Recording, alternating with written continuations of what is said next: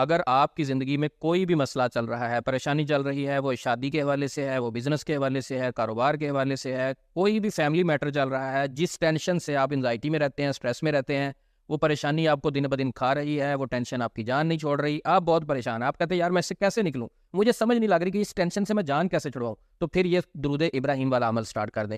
100 मरतबा दुरूद इब्राहिम, वो दुरूद जो नमाज में हम पढ़ते हैं, 100 दफ़ा आपने दिन में पढ़ना है। एक दफ़ा इकट्ठा भी पढ़ सकते हैं, या आप 5 नमाज़ों के बाद, हर नमाज के बाद 20 दफ़ा पढ़ेंगे तो शाम तक दुरूद इब्राहिम 100 मरतबा कंप्लीट हो जाएगा। दिन में 100 दफ़ा दुरूद इब्राहिम पढ़ना शुरू कर दें। 1 महीना इसकी पाबंदी करें, आप देखेंगे हफ्ता 10 दिन के अंदर ही वो परेशानी, टेंशन आहिस्ता आहिस्ता वीक होती होती आपकी जान छोड़ देगी। आपकी ज़िंदगी में बरकत, राहत, सुकून आपको खुद महसूस होना शुरू हो जाएगा। वैसे भी आपको पता है कि दुरूद इब्राहिम बहुत ही बाबरकत चीज़ है। दुरूद इब्राहिम पढ़ने वाला बंदा कभी मायूस नहीं होता। दुरूद इब्राहिम पढ़ने वाले शख्स के मुतालिक हदीस भी है, नबी मुकर्रम